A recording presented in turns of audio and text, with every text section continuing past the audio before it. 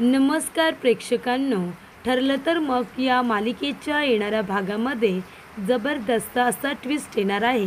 तर प्रेक्षकांनो, इथे आता नागराजने मधुभाऊंचा खून केला आहे, पण ही गोष्ट कुणालाही माहिती नाही आहे. सायली आणि अर्जुन या दोघांचा सुद्धा संशय महिपत आणि त्यांच्या माणसांवरती असतो. पण नागराजने असं काही केलं असेल या गोष्टीवरती आता कुणाचा संशयसुद्धा गेलेला नाही आहे. पण प्रेक्षकांनो, आता इथे नागराजवरती रविराज काका आणि सायली या दोघांचा मात्र संशय येतो. कारण इथे येणाऱ्या भागामध्ये सुमनने नागराजच्या दहीहंडीच्या कपड्यांचा आता सगळ्यांसमोर खुलासा केलेला असतो. त्याच्या कुर्त्याला आता कलरचा डाग नसून रक्ताचा डाग असल्याचं तिने सगळ्यांच्या समोर सांगितल्यानंतर रविराज काकांचा संशय नागराजच्या दिशेने गेलेला असतो. त्याचबरोबर प्रेक्षकांनो, हॉस्पिटलमध्ये गेलेल्या नागराजला इथे आता सायलीने मधुभाऊंचा ऑक्सिजन मास्क बाजूला काढत असताना रंगे हात पकडलेलं असतं. आणि त्याचबरोबर मधुभाऊंचा ऑक्सिजन मास्क काढण्यामागे नक्की काय कारण होतं हे सुद्धा सायलीने विचारलेलं असतं. तर प्रेक्षकांनो, येणाऱ्या भागामध्ये कशा पद्धतीने इथे नागराजची कोंडी होते, कशा पद्धतीने सायली त्याला जाब विचारते, आपण सविस्तरपणे बघूया. तर प्रेक्षकांनो, आपण बघितलं इथे मधुभाऊ कोमामध्ये गेलेले असतात तेव्हा सायलीची अवस्था खूपच जास्त बिकट होते. त्यानंतर मधुभाऊ ट्रीटमेंटला रिस्पॉन्स करतायत ही गोष्ट डॉक्टर सायलीला सांगतात तेव्हा सायलीच्या जीवात जीव येतो. जर असंच इथे आता मधुभाऊने ट्रीटमेंटला रिस्पॉन्स केलं तर मधुभाऊ कोमातून लवकरात लवकर बाहेर येतील असं जेव्हा पॉझिटिव्ह डॉक्टर सांगतात तेव्हा सायलीला खूपच जास्त आनंद होतो. तेव्हा इथे आता सायली म्हणत असते की डॉक्टर त्यांचं काम करतायत आणि पोलीस त्यांचं काम करतायत, पण आता एक मुलगी म्हणून मला माझं काम करायचं आहे. आणि तेव्हा सायली महिपतकडे गेलेली असते आणि ती महिपतला चांगलं धमकावते. ती म्हणते की तुझी मुलगी जेलमध्ये गेली आहे, त्याचा राग तू माझ्या मधुभाऊंवरती काढतोयस, सुडाला पेटलायस का तू? एक गोष्ट लक्षात ठेव, तुझी मुलगी जेलमध्ये गेली, तिच्या कर्माचं फळ भोगते आणि माझे मधुभाऊ निर्दोष सिद्ध झालेत कारण त्यांनी काही चुकीचं केलेलं नाही आहे. पण जर तू माझ्या मधुभाऊंवरती राग काढत असशील आणि त्यांना जर तू मारण्याचा प्रयत्न केलायस ना महिपत, तर एक गोष्ट लक्षात ठेव, मी तुला कधीच माफ करणार नाही. माझ्या नवऱ्यापासून आणि माझ्या वडिलांपासून तू 4 हात लांबच राहा. जर तुझी ही काळी सावली जरी माझ्या या 2 माणसांवरती पडली ना, तर तुझा जीव घ्यायलासुद्धा मागे पुढे बघणार नाही मी महिपत, असं सायली त्या महिपतला म्हणालेली असते. तेव्हा इथे सायलीने खूपच छान पद्धतीने महिपतला धमकावलेलं असतं. त्यानंतर प्रेक्षकांनो, सायली अर्जुन तिथून बाहेर पडतात तेव्हा महिपतला इतका राग येतो की तो नागराजला फोन करतो आणि म्हणतो, ती एवढीशी चिमुरडी सायली, तिने मला मारण्याची धमकी दिली. ती म्हणाले की जर माझ्या मधुभाऊंना काही झालं तर ती मला सोडणार नाही आहे. तेव्हा नागराज म्हणतो, अरे पण महिपत, त्याला मी उडवलं होतं ना, अजून तो मेला नाही का? तेव्हा महिपत म्हणतो, अहो, मुंगी मारायची लायकी नाही आहे तुमची, तुम्ही एवढ्या माणसाला मोठ्या काय मारू शकता? तुम्हाला माहिती आहे का, तो म्हातारा कोमात आहे आणि लवकरच तो शुद्धीवरती सुद्धा येणार आहे. काही उपयोग झाला नाही आहे तुमचा, इतकं काम केलं आहे फालतू, पहिल्यांदा काहीतरी केलं आणि ते सुद्धा असं, काही उपयोग नाही हो तुमचा, साधा एक माणूस तुम्हाला कापता आला नाही, असं इकडे महिपत आता म्हणत असतो. त्यानंतर प्रेक्षकांनो, महिपत चिडलेला असतो. तो म्हणतो की नागराज शेठ, हा मधुकर पाटील वाचता कामा नये, तो जर वाचला तर काय होईल माहिती आहे ना? तेव्हा इथे नागराज म्हणतो की अरे देवा, हा मधुकर पाटील शुद्धीवरती आल्यानंतर सगळ्यात आधी सांगेल की सायली हीच खरी तन्वी आहे. मग जर सायली ही खरी तन्वी आहे तर मग प्रियाला तन्वी बनून घरी कोण घेऊन आलं होतं? या गोष्टीचा जर शोध दादाने किंवा अर्जुनने घेण्याचा प्रयत्न केला तर त्यांना लगेचच कळेल. इथे प्रियाला जरा टॉर्चर केलं तर लगेच कळेल प्रियाला खोटी तन्वी बनून कोण घेऊन आलं होतं ते. ती प्रिया हिने साक्षीला नाही वाचवलं, साक्षीच्या विरोधात तिने खरी साक्ष दिली. शेवटीला तिच्या नाकातोंडाशी आल्यानंतर ती प्रत्येकाला दगा देतेच. यावेळेला सुद्धा तसंच काहीसं झालं तर त्या प्रियाने जर माझं नाव घेतलं तर नाही नाही नाही, या मधुकर पाटलाला कळले ते दुसरं कुणालाही कळता कामा नये. सायली हीच खरी तन्वी आहे आणि तीच इथे रविराज दादा आणि प्रतिमा वहिनीची मुलगी आहे. हे जर सगळ्यांना कळलं ना तर प्रियाचं काही खरं नाहीच, पण माझंसुद्धा काही खरं नाही आहे, असं आता नागराज म्हणत असतो.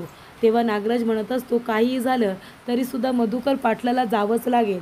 पण प्रेक्षकांनो, नागराजला माहिती नाही आहे की मधुकर पाटील यांच्याबरोबर सायलीसारखी मुलगी आहे त्याचबरोबर सुभेदारांसारखं इतकं मायाळू आणि प्रेमळ कुटुंब त्यांच्या पाठीशी खंबीरपणे उभं आहे. त्यानंतर प्रेक्षकांनो, इथे आता नागराज हॉस्पिटलला येतो. तो म्हणतो की हॉस्पिटलमध्ये जातो आणि त्या मधुकर पाटलाला ठार मारून टाकतो. त्याचा गेमच करतो. काही झालं तरी तो जगला नाही पाहिजे. तेव्हा इथे आता इन्स्पेक्टर साहेब आलेले असतात आणि ते अर्जुन सायलीला विचारत असतात की तुमचा कुणावरती संशय आहे का? आम्ही आमच्या परीने शोध घेण्याचा प्रयत्न करतोय, पण आता मला कळत नाही आहे. सुभेदार साहेब, तुम्हीच बघा ना, तुमच्या घरी जेवढे पाहुणे मंडळी आली होती ती सगळी तुमचे नातेवाईक होते, तुमच्या चांगल्या परिचयाचे होते. ते लोक कुणी मधुभाऊंना मारण्याचा प्रयत्न का करतील ना? आणि जर कुणी बाहेरचा असेल तर मग तो एकतर मधुभाऊंचा माणूस असू शकतो किंवा अजून तुमचा कुणीतरी वैरी. पण आता मधुभाऊंना मारण्याचा प्रयत्न केलाय म्हणजे तो माणूस महिपतचा असू शकतो असा तुम्हाला संशय आहे. पण कशावरून की त्याचाच माणूस असेल? अजून दुसरंही कुणीतरी असू शकतं, याची सुद्धा शक्यता आहेच.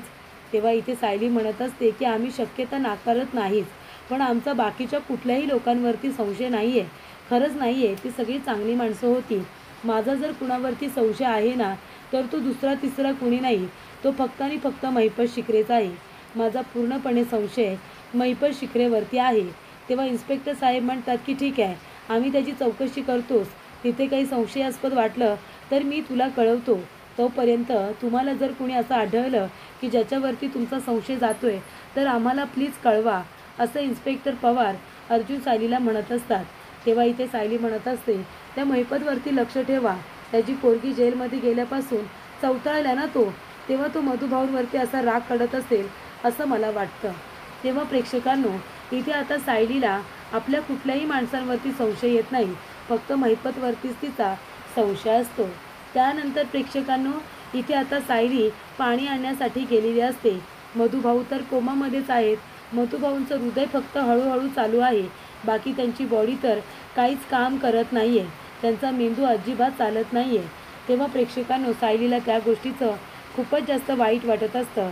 जेव्हा इथे सायली आता इन्स्पेक्टर साहेबांना सांगत असते की या सगळ्याच्या मागे तो महिपत असू शकतो, तेव्हा प्रेक्षकांनो, इथे नागराज म्हणतो की चला, म्हणजे कुणालाही माझ्यावरती संशय येणार नाही आहे.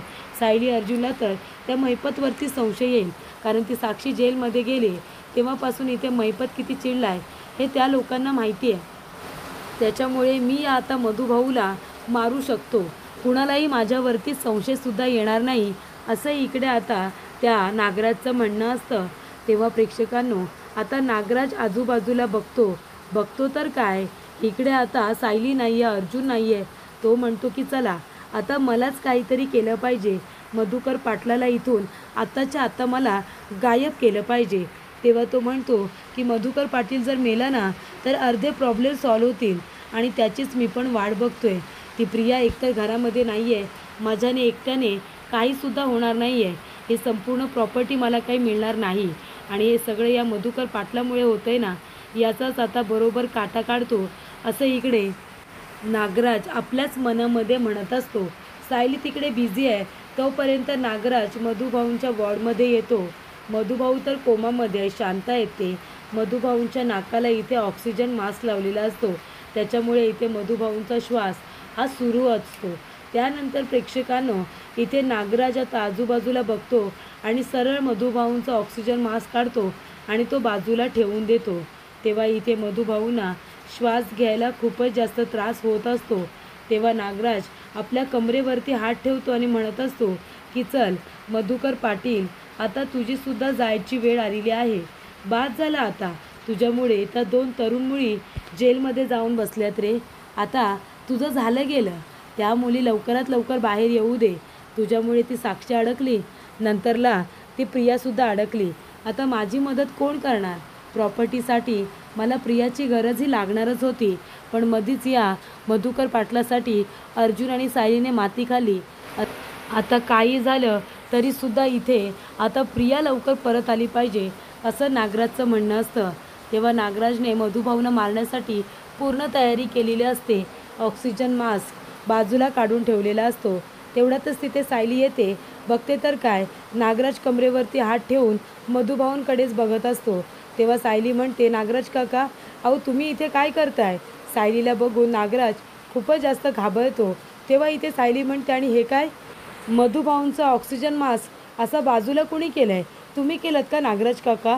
नागराज घाबरतो आणि म्हणतो, नाही नाही मी नाही, मी काही केलेलं नाही आहे, मी का करेन? अगं मी आल्यापासून तसंच आहे, आत्ताच आलो आहे मी. मला वाटलं तुम्ही बाजूला काढून ठेवला आहे, थांबा मी परत लावतो. तेव्हा सायली म्हणते, नाही थांबा 1 मिनिट, मी लावते व्यवस्थित.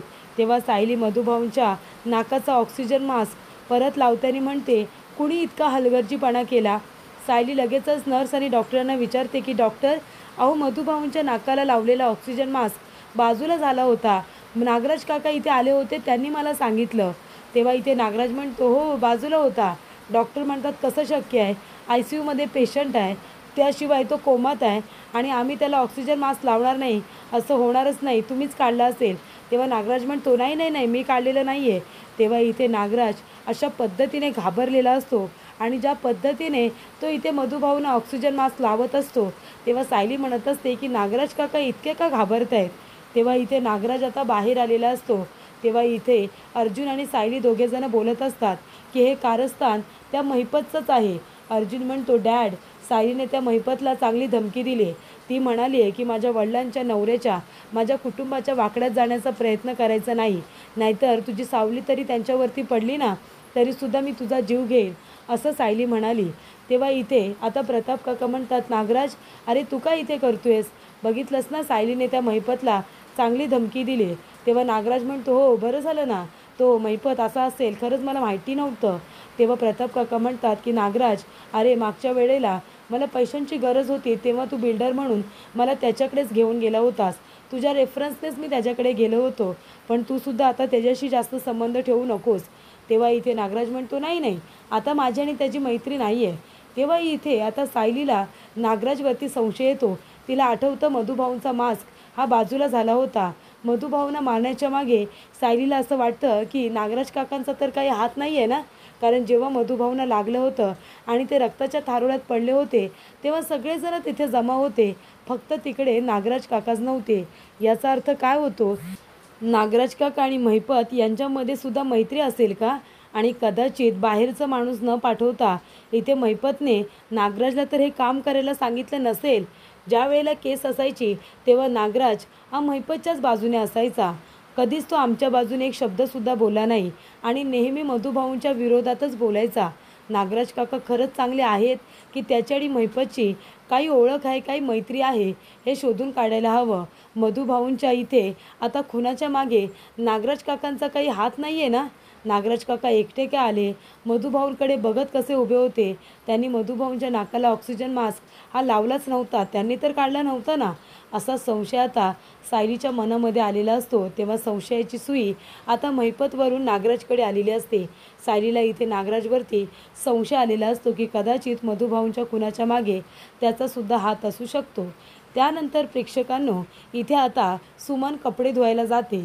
आता दहीहंडीच्या दिवशी जे जे कपडे घातलेले असतात ते सगळे ते मशीनला टाकत असते. तेव्हा इकडे आता सुमन म्हणत असते की अहो, तुमच्या ह्या कुर्त्याला हा कुठला डाग लागला आहे बघा ना. तेव्हा इथे आता सुमन डिरेक्टली आता दहीहंडीचा कुर्ता बाहेर घेऊन येते. तेव्हा सुमन म्हणते, अहो हा बघा ना, हा कलरचा डाग वाटत नाही आहे, कलरचा डाग लगेच गेला असता. प्रतिमा म्हणते, बघू मला बघू. तेव्हा प्रतिमा बघते, हा कलरचा डाग वाटतच नाही आहे, हा तर मला रक्ताचा डाग वाटतोय. तेव्हा नागराज म्हणतो, वहिनी अगं काय बोलशील ना तू, तुझी तब्येत आता ठीक नसते ना, म्हणून तुला कुठेही काही दिसत असतं. अगं सुमन, किती वेंद्रे आहेस गं तू. आता धुलीवंदन म्हणाल्यानंतर कलर वगैरे लागतातच ना, जा बरं तू जा, हा घेऊन जा आणि जास्त काही हे करू नकोस, निघाला तर काढ, नाही तर राहू दे तो डाग तसाच. तेव्हा इकडे आता लगेच काका म्हणत असतात की हे सगळं काय आहे? रविराज काका म्हणतात, की सुमन मला बघू दे. तेव्हा रविराज काका नागराजचा कुर्ता आपल्या हातात घेतात आणि तो डाग आता व्यवस्थित बघतात. तेव्हा काका म्हणतात, हा तर कुणाच्या तरी रक्ताचा डाग आहे, तुला काही लागलं होतं का? कुणाचं रक्त लागले हे? तेव्हा इथे आता नागराज काकांना काय बोलावं काही कळतच नसतं. तेव्हा इथे नागराज पूर्णपणे घाबरतो. रविराज काका म्हणतात, नागराज काय विचारतोय मी? अरे तुझ्या ह्या कुर्त्याला रक्त आलं कुठून? कुठे गेला होतास तू? तेव्हा गर्दीमध्ये कुणाचं तरी रक्त लागलं असेल दादा. तेव्हा नागराज म्हणतो, असं कसं? म्हणजे इथे बरोबर तुझ्या या बाजूला, उजव्या बाजूला रक्त कसं काय लागेल? तेव्हा प्रेक्षकांनो, इथे आता नागराज काका घाबरलेले असतात. पण रविराज काकांनी जेव्हा नागराज काकांचा रक्त लागलेला कुर्ता बघितलेला असतो, तेव्हा मात्र त्यांना नागराजच्या या वागण्यावरती, त्याच्या या बिहेवियरवरती संशय आलेला असतो.